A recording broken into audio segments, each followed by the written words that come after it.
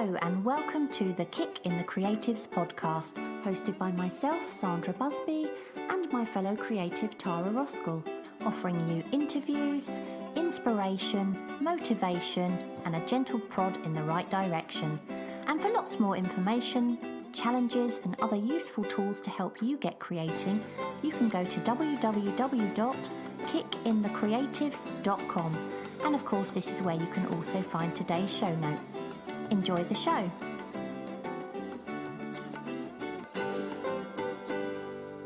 Amy Eaton is a product and brand photographer turned educator. Amy teaches makers, artists and creatives how to take gorgeous photographs for their business. Today, we chat to Amy about how to keep it simple, create beautiful photographs for your social media, and above all, the importance of keeping it real. Tara and I learned so much from this interview, and we hope you do too. Thanks so much, first of all, for joining us today, Amy, because, I'm sure you're going to be a very inspiring person to chat to. And what we'd love to know, first of all, is a little bit about your creative journey prior to what you do now. Yeah, so I love talking about this, for one, because I think that it's something that a lot of people struggle with when they are a creative professional off and on. I had a really long journey from photographer to this current iteration of my business, which is mostly teaching people photography.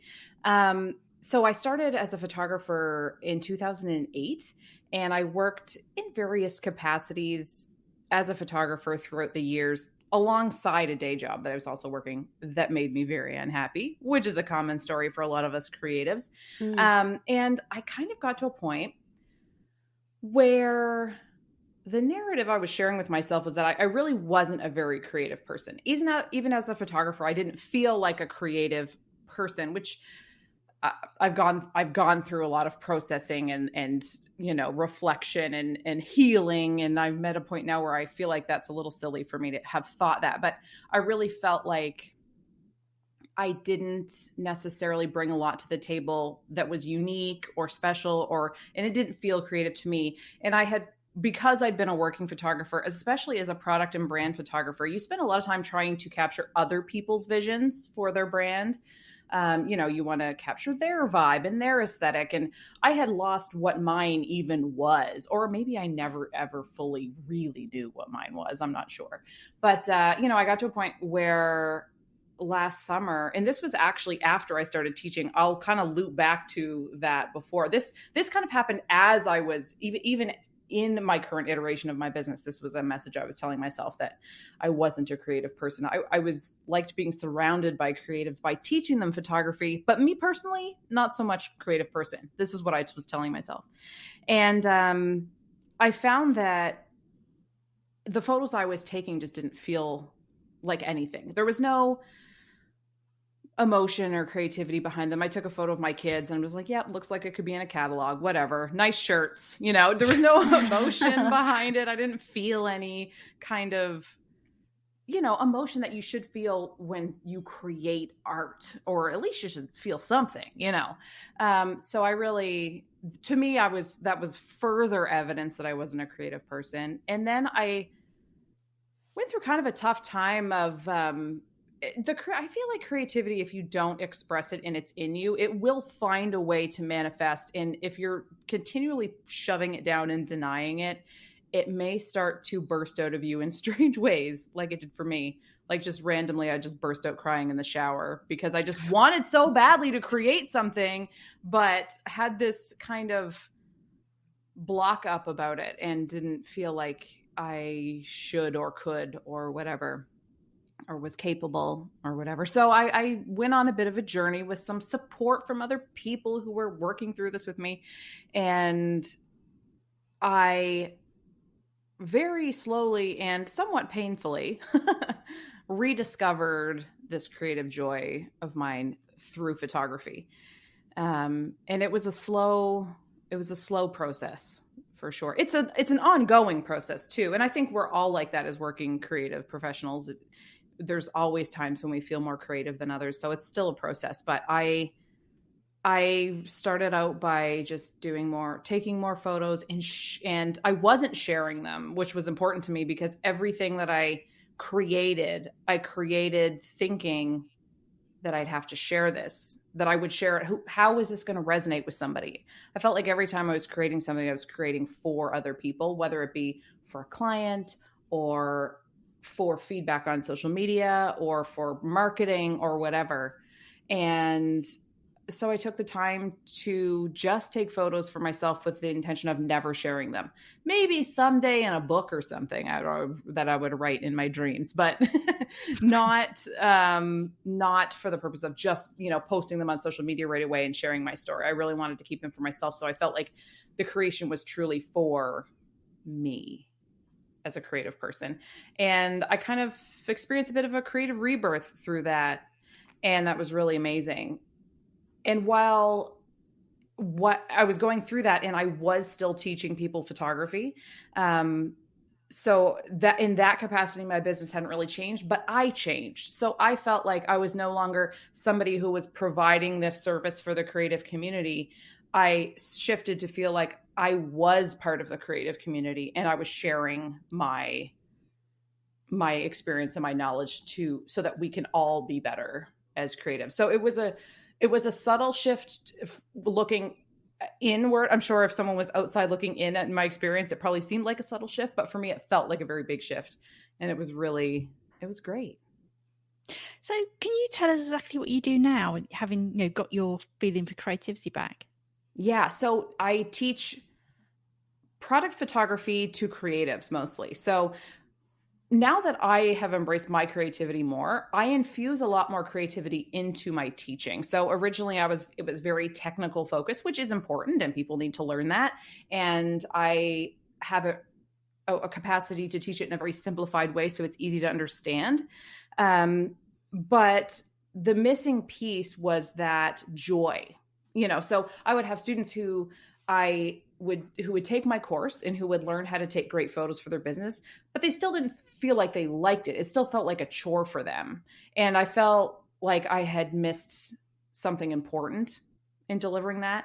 So now that I've kind of rediscovered my creativity and my joy for my own craft, I'm able to infuse that into my programs more and my teaching and, all of the advice that I give in a way that people start to see photography in a new way. So if before it was something that was a thorn in their side as a maker or an artist or whatever, somebody who creates products that has to sell online, often that photography piece is such a drag.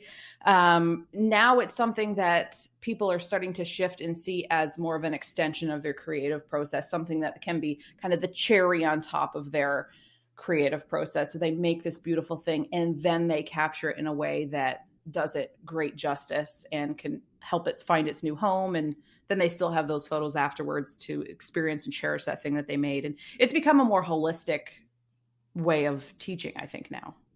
So obviously as artists, we've got to make sure that we take a good photo of our art, haven't we? Also one that doesn't make it look better than it actually is if we're going to sell. So that's one sort of part of what I want to talk about with you. But also, how important do you think that taking a good photo is for a creative person, not just of their work, but also for their social media? And how do you balance all of that? And, how important is the photographing process for an artist? It's so important. And you really nailed it when you said that people have a tendency to want to tweak it to make it look better than it really is.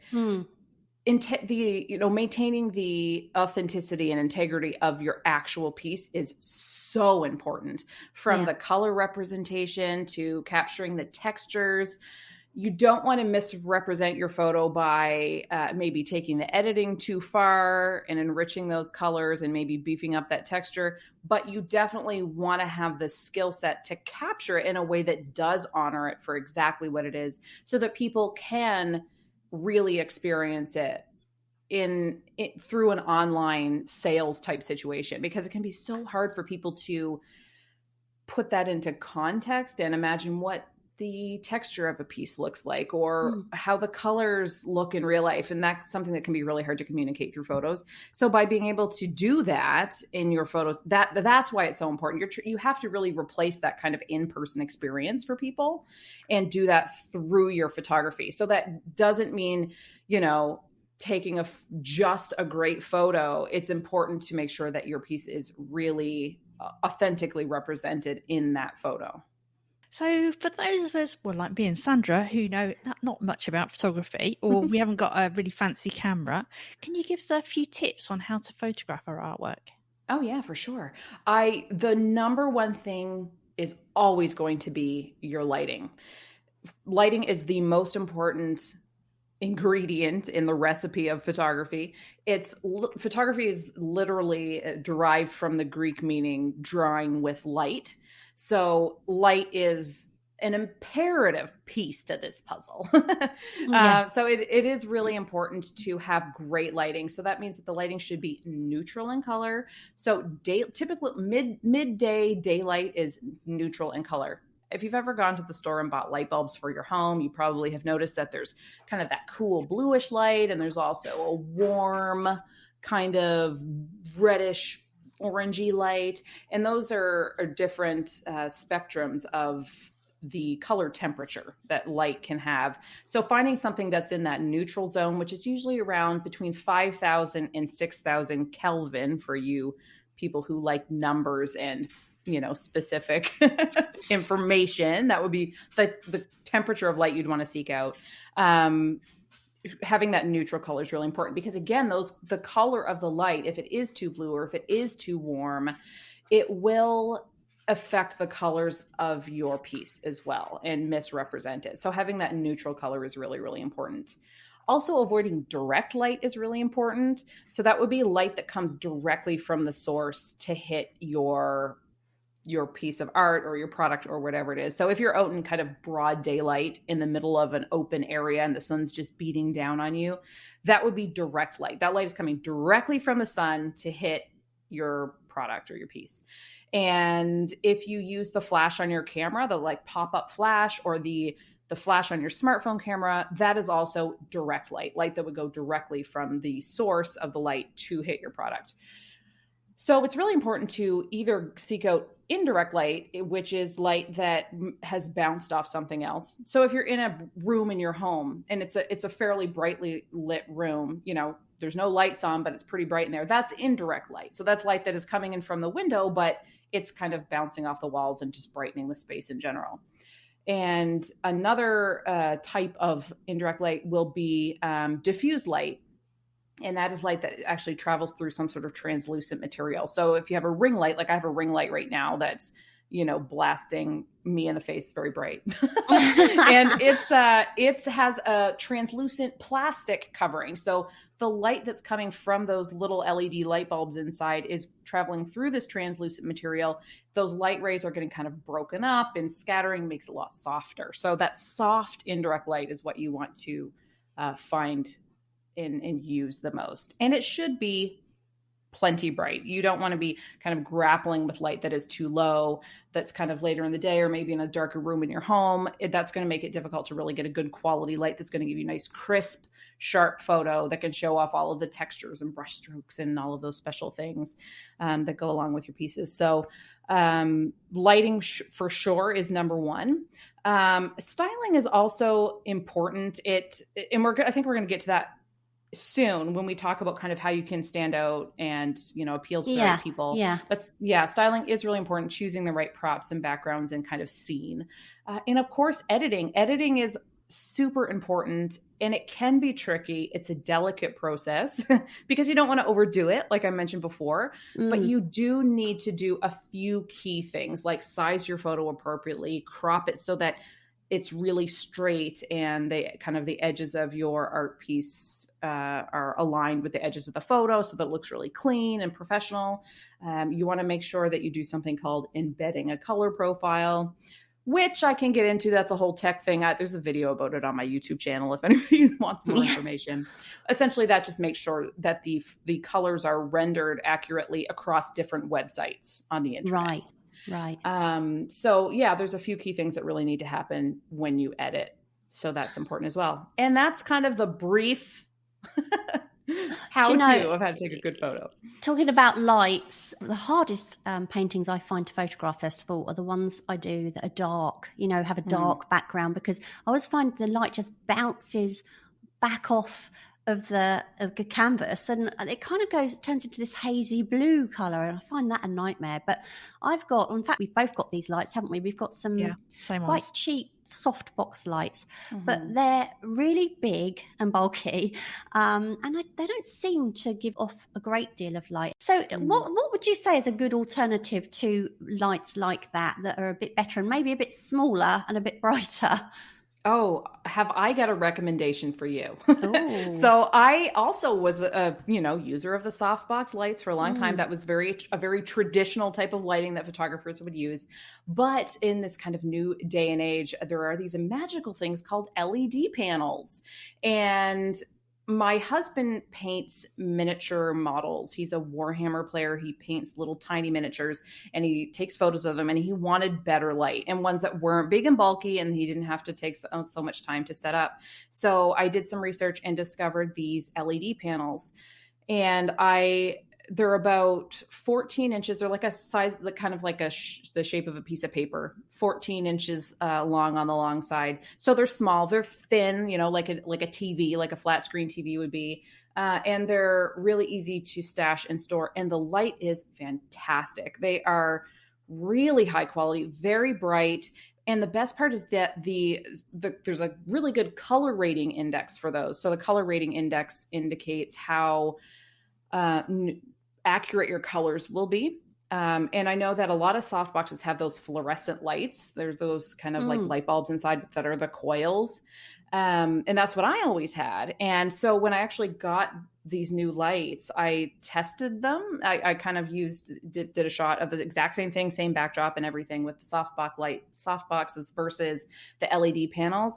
And the difference is shocking. The LED panels, the color is so accurate. It was really, really amazing. And just the overall brightness and ease of use was far, far superior. So I highly recommend LED panels. Are they those ones that are kind of long and thin? Like they're not... Not really. They'd be more like the size of your laptop screen. Oh, I see. Okay. Yeah, they're bigger. Do you know what the brand is? Is there a brand that you're using, or?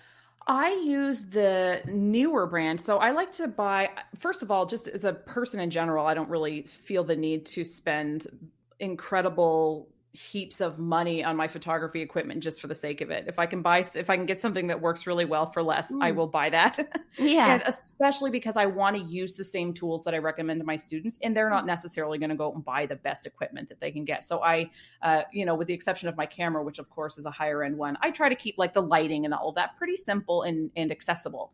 So the ones I got were from Amazon, and I think you can get them on pretty much any Amazon across the globe. I know I have students from all over the place, UK, US, Australia, Canada, and they are able to get them. So it's called the newer brand. It's NEEWER. And I have found that brand to be really reliable. Cheap isn't the right word. I will use the word affordable. I have had no problems with its effectiveness or anything. Do they work for overhead videos as well? They would, I think. Yeah, you definitely could, because you can either buy them to include light stands, or if you already have light stands, you can buy just the panels themselves if you put them on, and you can raise those light stands up pretty high, and they rotate, so you can have them pointing down. You can kind of there's a lot of flexibility in terms of the angle of the light, and you for sure could use them for those flat lay type videos and photos. But it just goes to show, doesn't it? You don't have to spend the earth, do you? I think a lot of people would assume that if you're buying lights, professional photographic lights, you'd have to have the expensive type, but you really don't, do you? You don't. I mean, if I go to a camera store and I try to price out lighting, it's like $1,000. It's just outrageous. And for certain circumstances, absolutely. If I was a high-end commercial photographer, working commercial photographer doing big accounts, then I would probably need some lights like that for sure. Yeah. But as somebody, first of all, I don't even take on client work anymore. So I'm literally just kind of channeling through what my students will need and what my husband uses for his stuff too. And kind of trying to experience that from their angle. And I have been really impressed with some of the tools that I have found for less, like really, really pleased. So you don't have to spend the world. And that's some great news. I must admit, I have some LED lights, but I think I've made the mistake that mine are really small. And they just don't give up enough light. Like these are like 14 centimeters rather than 14 inches, like you've said. Yeah, big is better, and when it comes to lighting, typically speaking, because the smaller your point of light is, the more. First of all, you won't be able to cast a very large area, light over a very large area, and also the smaller the light is, the more kind of directional it is, and the more likely you're going to get kind of a pinpoint type of lighting or some weird shadowing happening. So a larger light source is going to help you more evenly light a larger area, especially for artwork. You're going to want some bigger lights. And would you use two of those set at an angle? Yes. Yeah. Yes, for sure. There are some instances in which I would only use one, but that would be to create maybe like a bit of a more dynamic lighting situation that mimics natural light, and there would be reflectors involved. And I won't get into the details of like, complex setups, but for someone thinking about buying them, yes, I would definitely recommend buying two. It will make your life much easier. And what would you do then? Put them at a 45-degree angle or something like that down? I would play around with it. 45-degree angle is a great place to start. Yeah. And then if you are experiencing reflections, this is one of my top tips about reflections. And I actually learned this back in my portrait days of taking photos of people in studio with glasses on. If you raise the lights higher than the reflective piece or material or whatever, then you won't get reflections in them and it will still light the area. So if you find that you have a piece of artwork that's, a particularly glossy finish and you want to raise those lights up and kind of point them down, you can absolutely try that. And I recommend starting with 45-degree angle and then playing around. There's not really a specific setup that is going to be the only setup you'll ever use and the perfect setup. It depends on your product and your room and what kind of shot you're trying to take, whether it be flat lay or upright. But I would say, yes, start with your 45. That's how I teach it. That's how it looks in my courses when you go through the demos. The first one is the 45-degree angle, and then we start moving them around to get some more dynamic lighting situation to make it look a little more natural, interesting, and that, for kind of setting the scene and stuff like that. You mentioned before, you touched on making things, sort of styling them to make them look good. So perhaps you could go into that a little bit more on how we can make our work stand out on social media. Yeah, and it is really important to try to find ways to stand out on social media, of course, because there's so much noise on social media. So posting photos that are more appealing to your ideal customers, and ideal customers is one of those topics that some people start to shut down when we start talking about ideal customers. It's like, what is that? I don't want to deal with that. Or I just want to sell to everybody who wants to buy my stuff. And while that can be true and fine, we find that our efforts pay off a lot better when we focus on a specific type of person, whether that be their interests. I mean, there's a lot of different pieces that go into that. That's kind of another conversation altogether. But knowing who this person is, who you're looking to attract, who is most likely to follow you, engage with your content, buy your stuff, knowing that person and including things in photos that you think will appeal to them can be a very powerful way of getting someone's attention on social media. So if you, let's say your artwork is really vibes with nature very well. There's a real earthy vibe to it. And so you would assume that your ideal customers who is likely to buy that piece probably also really loves nature and is kind of a bit of a tree hugger, loves, plants and foliage and all of that stuff. You can incorporate those things into your styled photos.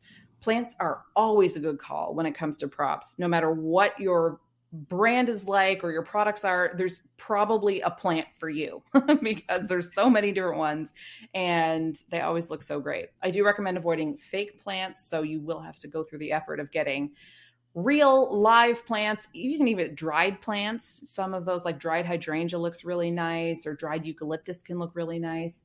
But I highly recommend always going with not fake plant life.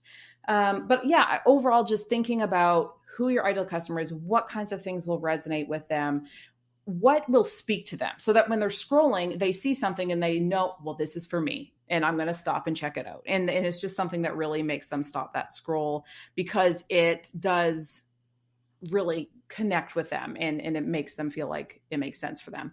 So whether that's the scene, like if you want to, you could try shooting your artwork outside in the forest. If that was the case, like that might be something that would really appeal to your ideal customer. Or as a flat lay with like a nice wood background and some plants and maybe some, I don't know, moss or pine cones or whatever it is, and incorporate some of those pieces in. So I think it's just really important to draw elements into your photo, from everything from backgrounds to props to scenery, and how you can kind of cultivate that photo to grab the attention of the people who are most likely to resonate with your stuff. And how would you plan that out? Would you actually sit there and scribble little ideas out, or would you just go grab a load of props and try things? I like to, there's a brainstorming element that I highly encourage. And I include that in, I actually just recently released a course that's, I priced it super low at $37. It's completely about styling, and it's my favorite thing I've probably ever done, just because I love how in depth it is, but also accessible it is. That's something that I feel really good about. So in that, I provide a course workbook that includes a lot of this brainstorming, processing stuff, like who is your ideal customer? What kind of vibe does your brand have? What props fit that vibe? And what scenes fit that vibe? And how can you tell a story? Like what story could you tell about your products? Where will they be? When they go to their new home, where do you picture it being in someone's home, or what role is it playing? And kind of going through that brainstorming process, because that's going to help get you the way you experience your artwork is different than the way a buyer will experience it. Some people will include props like their paintbrushes or whatever, and that is how you relate to your product, but your customer will relate to it differently. They're going to think about where it's going to go in their home, how they could maybe they can put it on a shelf and style it in a cool way, or maybe they're going to buy it for a friend and what that might mean to them. And those are the kinds of things that you want to communicate with your styling to attract the right person. Do you think you can overstyle? Can you actually work too hard on it? Yeah. Yeah, for sure. You definitely can. So for product listing photos, when you're selling online, whether it be on your own website or selling on Etsy or whatever, in your actual product listing photos, it's a really good idea to keep those props to a minimum, maybe just one or two props on a simple background that doesn't pull focus away from your work.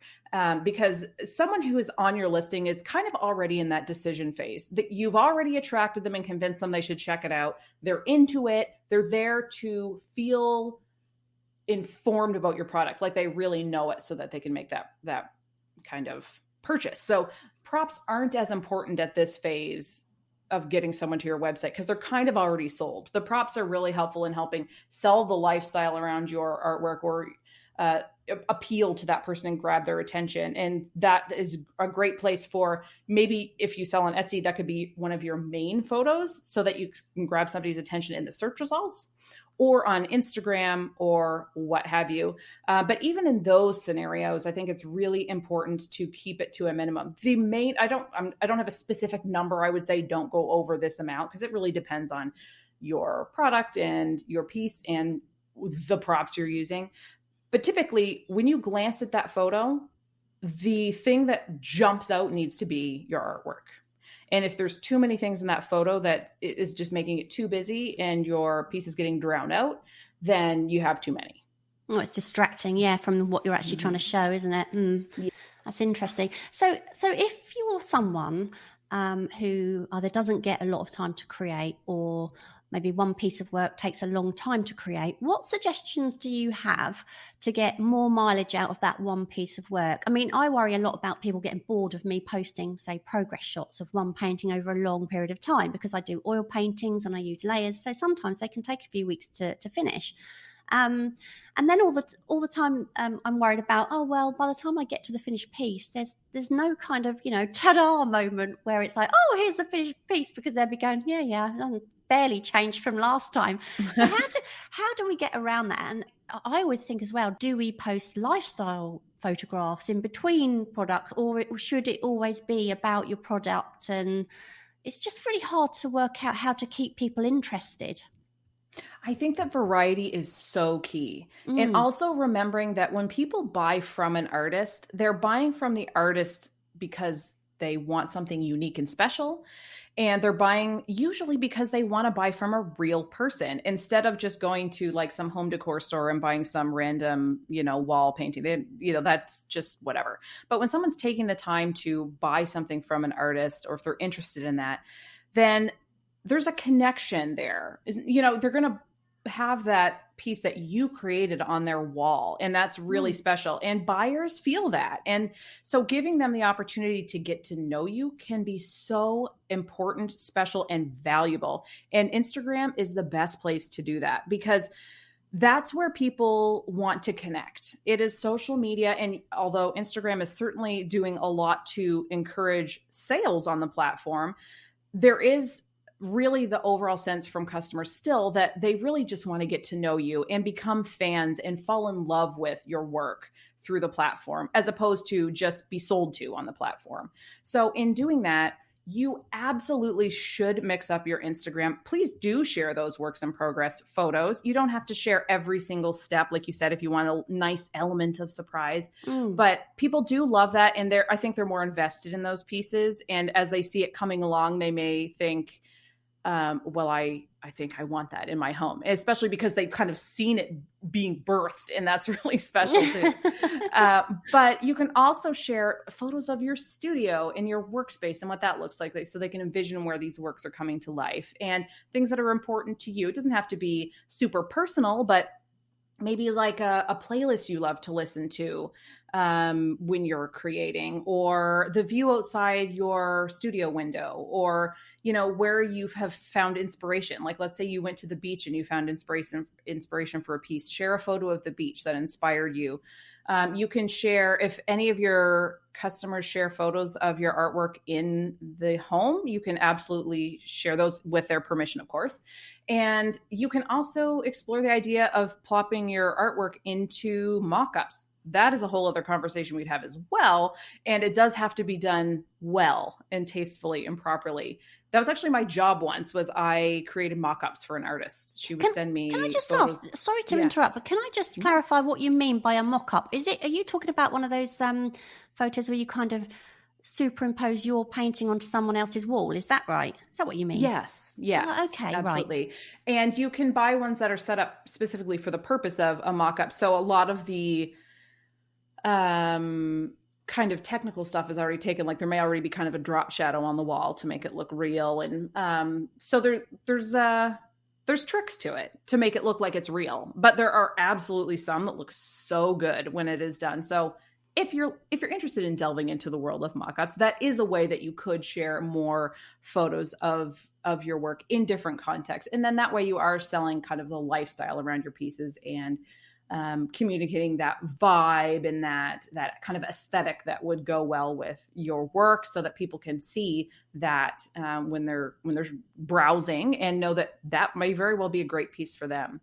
But I think just don't be afraid to share a wide variety of behind the scenes of your inspiration, your process, yourself. Don't be afraid to show yourself. And that variety is going to create a pretty strong connection with your followers that makes them excited to buy, so that when you have something new, they're kind of all clamoring to get it, because they do feel this connection with you. It's going to increase your engagement. It's going to, boost that algorithm we're always talking about. And mixing it up is really, really important and valuable on platforms like Instagram. I just want to go back to the mock-ups. And one thing that's always worried me a little bit about the mock-ups is I know how to tweak them. I'm a designer, so I know how to tweak stuff. But obviously, if you're dropping them in, you've got to be really careful, haven't you, that you're not showing a picture that's actually quite small, and you're showing it against a sofa and it looks massive. I thought that as well. Yeah. You're so right. It should definitely be authentic. You wouldn't want to Yeah. post something that looks really big and you don't even sell it in that size. It has to, again, go back to like kind of the authenticity and the integrity piece.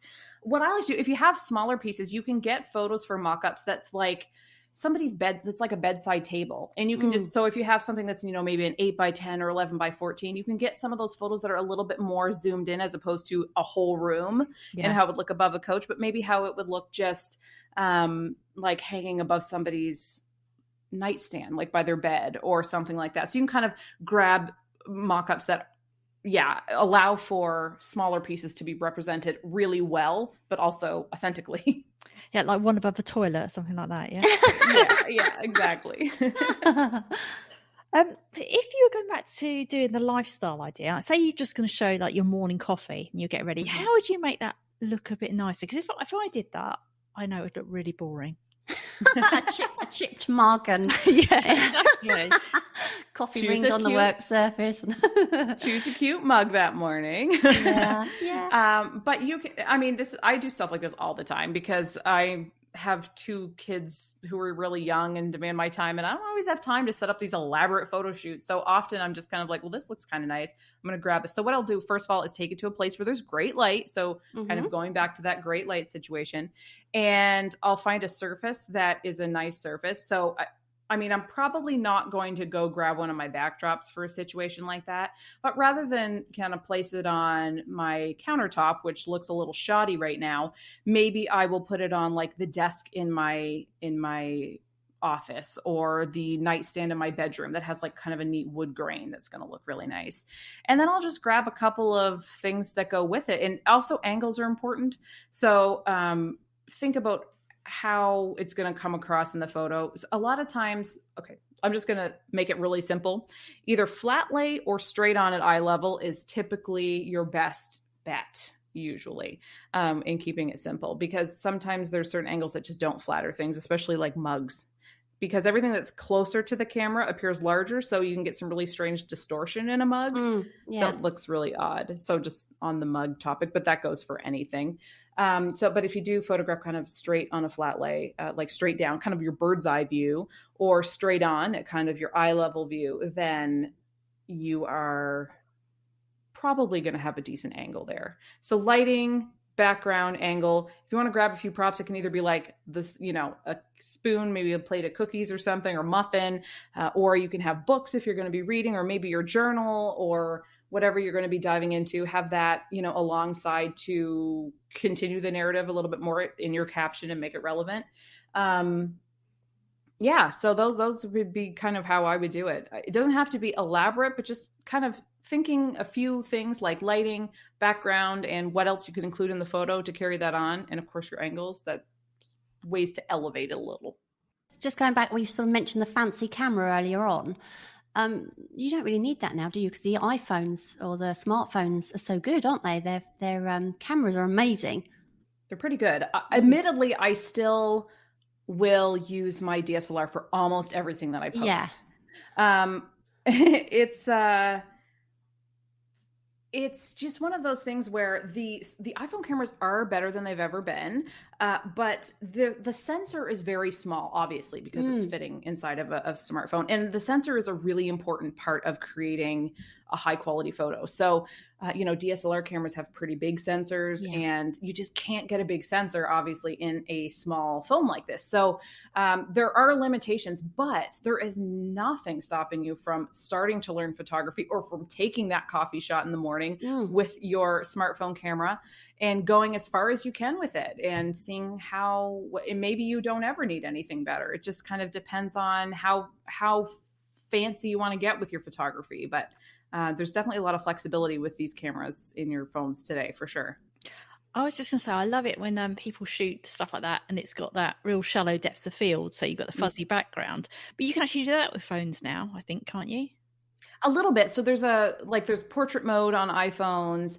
And what that is, the disclaimer that I'll say with that is that it's not an authentic depth of field. So that fuzzy background is your depth of field. And that is a true effect of the mechanics of creating a photograph with a camera. I won't get into all the tech stuff, but that is a real genuine almost a side effect of certain things, like certain settings in your camera. But that does look really nice and can really help highlight what you want people to pay attention to, because that'll be the thing that's in focus. With your smartphone, it's they kind of use like an AI filter situation. So they just kind of leave it up to your phone to figure out where the edges of the subject are, and then it blurs everything else. So it's not an authentic representation of the blurred background. And sometimes it can look a little odd. I've taken photos of my husband like leaning against with a chain link fence behind him at the zoo or something. When I first got my phone, I was playing with portrait mode, and like he was in focus, and then there was like this weird like section of fence that was also in focus. So I think the camera was not really sure what was happening there. So it's not perfect, but it's certainly worth a shot. Absolutely. Yeah. And a lot of times it can look, not too bad. So it's worth a shot for sure. There was a time, wasn't there, a couple of years ago, where everybody seemed to be using these filters that you can get on Instagram to kind of almost make their photographs look slightly muted, or there was all sorts of different ones, wasn't there? What do you think about those? Would you generally avoid them? Do you think that's a bit dated now? I do. I think that people are keen on authenticity these days more than anything. And I also, my big caution when it comes to those kinds of filters and also presets, that's kind of like today's filters, is people will buy presets for like Lightroom. And they often, most of the time, affect colors.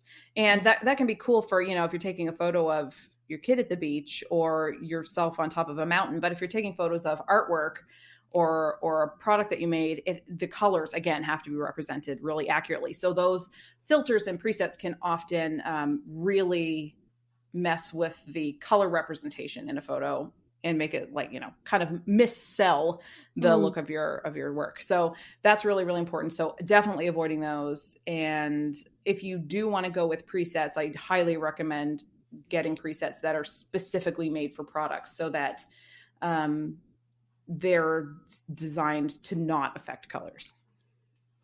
Can you suggest some simple ways to get a consistent look throughout Instagram photos? I know some people, you just look at a photo and you know who's taken it. I just wonder if there's some easy ways to do that.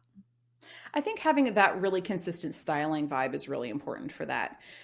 That's one of those ways that kind of going through that brainstorming process about your brand and your ideal customer and knowing what they're into. And you can even develop kind of like a master list of backdrops that you use and props that you would include so that you are fairly cohesive about it. Maybe you flip back and forth between like 3 or 4 backgrounds, or if you're taking lifestyle photos of your studio, that, the vibe all fits together and makes sense. And I think that's really important, is making sure that the styling of it is consistent.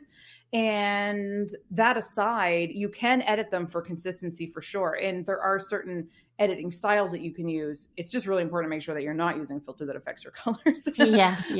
But you can use that. So I have a set of presets that I sell that is for products. And I have like 4 or 5 stylized ones that you could use for your Instagram. If you always use the same one, it would give you kind of the same style across all of your photos. And that can be a helpful way. And you can even make presets yourself. They're not overly difficult. So if you do have a style that you use, if you find that you're kind of editing all of your photos similarly for Instagram, then you can, if you use something like Lightroom, even if it's Lightroom mobile on your phone or whatever, you can save that as a preset and then apply it to all of your photos. I just want to mention that Lightroom, I think the mobile version is actually free, isn't it? For anybody who wants to use it. It is. There's some premium features, but most of it is free. And it's my number one recommended app for mobile photography. There's a built-in camera that you can use that has a lot of kind of mobile controls that allow you to take some more control over that smartphone camera. And then you can edit them right in the app. And it does embed a color profile, which is really important. I talked about that earlier. A lot of editing programs don't necessarily do that. They skip that step, which is so important. But the Lightroom mobile app does, and the free version is fantastic. Right. So we've talked about building a relationship with our followers, but to strengthen that, at some point, they're going to want to see our face, aren't they? So yes. Aside from a big smile, which I think is really important, what do you think makes a good profile photo? And do you think people should share their faces often in their feeds? And also, Do you think people should keep it real and avoid those airbrushed photos that you so often see on social media now? Because I know so many people I look at now and I think, oh God, you know, their skin is flawless and soft focus and it looks amazing, but you know that it's an app. And it's something I've never really wanted to do myself. But what do you think about all of that? and keeping it real, I guess. Oh yes, please keep it real. I'm just, it's not in my character to be kind of fake on social media, for better or for worse.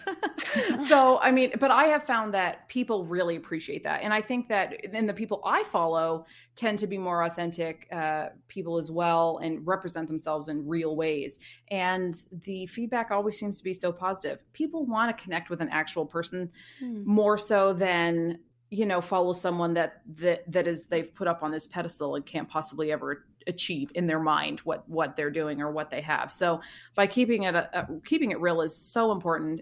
And yeah, in your photos, absolutely. I think so. I could go off on a tangent right now about just, you know, society in general, and I won't. But I could join you. I bet. But I really feel like we all need to do better to represent real life, especially on social media. There is so much photoshopping going on, and there's so many people, especially young people, who are impressionable, who are looking at these bodies and faces and feeling like they have to meet that standard when the people in the photos don't even meet that standard because it's all fake. So it's perpetuating this feeling of people feeling like they're never going to be good enough and they're never going to be able to do that. And it's just awful. And when we show up real and authentically, without the Photoshop, without the filters, we give everyone else permission to do the same. And then everyone just feels a little bit better about themselves, and we can all focus on getting back to work and creating and doing what we love instead of being hung up on those things. So I think that showing up, as best you can and as real as you can is really powerful. It's a gift for your followers. They're going to love it. And it also gives them permission to be themselves too. So basically wear plenty of makeup and put a hat on. There you go. Now, I'll be honest, I will use filters in my stories sometimes because, you know, usually I just woke up. I've been put on makeup for 3 days and my hair is a mess. But I mean, I would be the first to say, hey, this is a filter. I've had somebody message me after watching one of my stories and said, oh my gosh, your skin is so beautiful. What do you do? And I'm like, I do nothing, and it's a filter. So just so you know, that was just literally, I wanted to say something and I looked really, really terrible without a filter. So I just put one up. Now, I mean, yes, I could obviously post that photo of me looking really terrible. And I wish, and sometimes I do. Absolutely. It just kind of depends on my mood of the day. But in your feed, I think it's that is the stuff that stays. And that is kind of a long-term representation of you. And I think that those photos are really important to keep as genuine as possible. So what balance would you have with, say, showing your work and showing your actual self and showing your face in those photos? My personal rule and also recommendation is to have a photo of myself at least once every 12 posts, because when you look at Instagram on your phone, that is the view that people will see. Maybe even once every 9. You know what? I'm actually going to Instagram right now to see how it looks like with your profile. You only see like the top 3, so that doesn't count.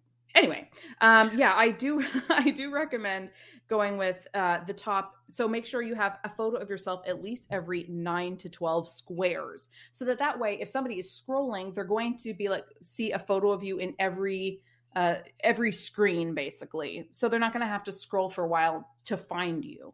And then that way you do look like you're showing up. You can absolutely show up more. I do recommend a nice variety, but at a minimum, I think there should be a photo of you once every 9 to 12 squares, so that, you know, no matter where someone is scrolling your profile feed, there is a picture of you.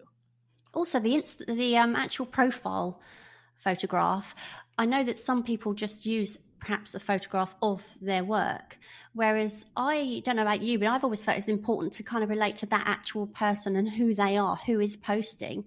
So do you agree that a profile photo should be of you with your work at least, rather than just perhaps a picture of one of your paintings or your products.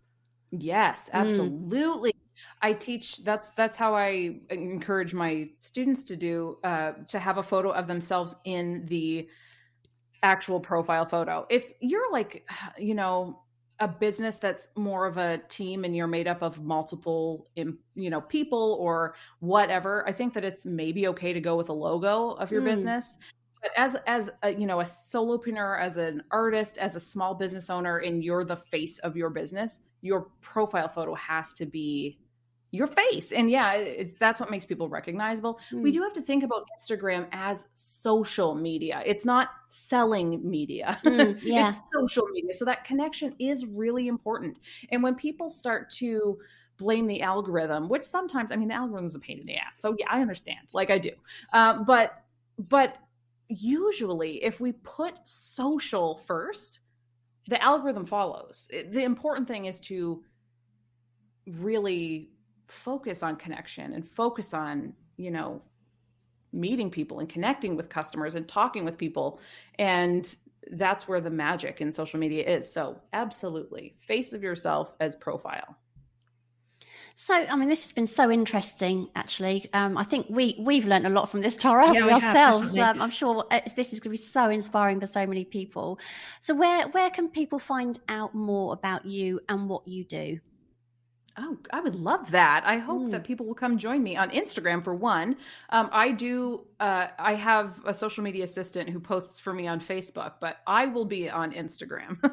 That's where I hang out personally. So I'm at amy.takes.pictures on Instagram. And if you give me a follow, please feel free to send me a DM and say hello. I do genuinely enjoy connecting on Instagram. I think that it's a really fun platform in that way. And it's a great opportunity to connect with people. So would love to see you there. I've just followed. Oh, great. Wonderful. Thank you. And also my website, amytakespictures.com. And there you will find everything that I offer for courses, as well as links to my YouTube channel and my podcast, Bold Company. And all of the details for further getting to know me, it will be there. Can I just ask, what's your podcast about, your Bold Company? Bold Company is a podcast in which I talk with business people, creative business owners, and it is completely unscripted and it is completely unplanned. And I just have guests on who I think are interesting and who have done cool things for their business. And we talk for about an hour. Oh, cool. And it's really fun. The conversations go in some really special, interesting places. It's kind of like if you were going to go for coffee with, a fellow entrepreneur and you just kind of get into all of you just nerd out over business. We don't get into a lot of the how-tos. A lot of it is kind of like, well, my business was really terrible in the beginning. It's a little better now. But speaking of keeping it real and authentic, Bold Company is very real and authentic. Yeah. And when I created it, I just really thought, how cool would it be to give people a chance to be kind of a fly on the wall in just a conversation between two business owners, two entrepreneurs, and just talking about business and where they failed and where they wish they'd done better and where they're struggling now and where they're doing well now. And we can relate to that, can't we, Tara? Totally. Our podcast is certainly mostly about just me and Tara chin wagging and people listening. No idea why they awesome. Do. But it's a lot of fun. It is. We have a great time, and it's largely due to people like you as well who join us sometimes. So thank you ever so much for joining us today. We really appreciate your time, and it's been really lovely to talk to you. Well, thanks to you both. This was so much fun. Thank you so much. Take care. Bye. Thank you so much for listening. We hope you enjoyed the episode, and if you did, perhaps you'd like to share it and leave a review for us on iTunes.